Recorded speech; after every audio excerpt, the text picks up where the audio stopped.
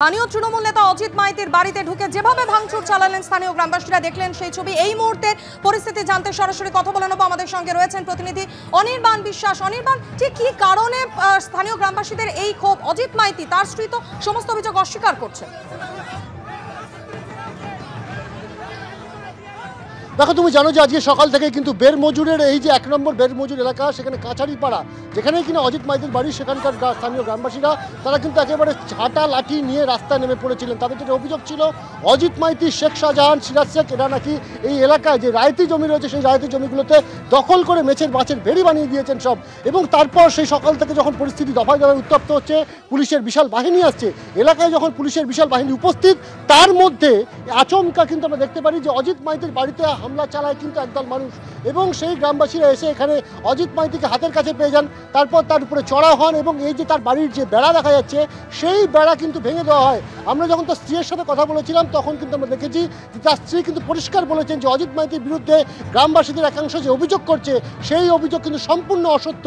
শুধু তাই নয়, যে আমরা যখন অজিত মাইতির সঙ্গে পরে কথা বলি, তিনিও কিন্তু জানান যে এই ঘটনা যেটা বলা হচ্ছে তার সঙ্গে তার কোনো সম্পর্ক নেই। তিনি এলাকার তৃণমূল কংগ্রেসের যিনি সাধারণ সম্পাদক যিনি রয়েছেন সেটি, কিন্তু তার সাথে তার মানে এই নয় যে যে অভিযোগ উঠছে সেগুলো সত্যি।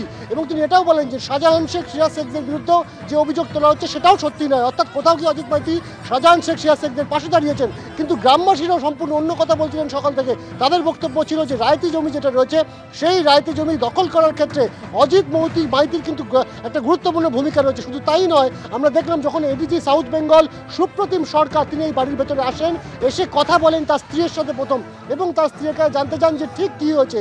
তার স্ত্রী জানান যে আচমকা একদল মানুষ আসে, তারা ভাঙচুর চালায়, তার যে মোটর বাইক আছে সেই মোটর বাইক ভাঙচুর চালানো হয়, বাড়ির বেড়া ভেঙে দেওয়া হয় এবং তারপর চড়াও হয় অজিত মাইতির উপরে। স্বাভাবিকভাবে এই মুহূর্তে আমরা দেখতে পাচ্ছি বাড়ির ভেতরে প্রচুর পুলিশ মোতায়েন করা হয়েছে যাতে কোনো ধরনের বিশৃঙ্খলা না হয়। আমরা অজিত মাইতির সঙ্গে কিছুক্ষণ আগে কথা বলেছিলাম, তিনি তার বিরুদ্ধে ওটা সমস্ত অভিযোগ অস্বীকার করেছেন। বাইক ভাঙচুর করা হয়েছে এবং পুলিশের তরফ থেকে যেটা বলা হচ্ছে যে আপনার যদি কোনো অভিযোগ থাকে কারা কারা ভাঙচুর করেছে তাদের বিরুদ্ধে কিন্তু আইনানুগ ব্যবস্থা হবে। একই সঙ্গে এডিজি সাউথ বেঙ্গল সুপ্রতিম সরকার তিনি এটাও মনে করে দিয়েছেন অজিত মাইতিকে যে আপনার বিরুদ্ধেও সকাল থেকে অনেক অভিযোগ আসছে, সেই অভিযোগ তদন্ত করে দেখা হবে। যদি সেই অভিযোগ সত্যি হয়ে থাকে তাহলে কিন্তু আপনাকেও গ্রেপ্তার করা হবে। অর্থাৎ আইন উভয়ের জন্য সমান, এই বার্তা কিন্তু এখানে এডিজি সাউথ বেঙ্গল সুপ্রতিম সরকার দিয়েছেন। তার নেতৃত্বে এই মুহূর্তে কিন্তু বিশাল বাহিনী গোটা এলাকার শান্তি শৃঙ্খলা আমরা দেখতে পাচ্ছি। দফায় দফায় উত্তপ্ত হয়ে উঠছে সন্দেশখালীর এই বেরমজুর এলাকায় এবং কড়া পুলিশি প্রহরার ছবিও দেখা যাচ্ছে যাতে কোনোভাবেই পরিস্থিতি নিয়ন্ত্রণের বাইরে না যায়। যেমনটা আপনাদের বলছিলাম, আজ সকাল থেকেই দফায় দফায় অগ্নিগর্ভ হয়ে ওঠে সন্দেশখালীর বেরমজুর 2 নম্বর গ্রাম পঞ্চায়েত। গতকাল ঝুপখালির পর আজ কাছারি শেখ শাহজাহানের ভাই সিরাজ উদ্দিনের বিরুদ্ধে ভুরি ভুরি অভিযোগ বাসিন্দাদের।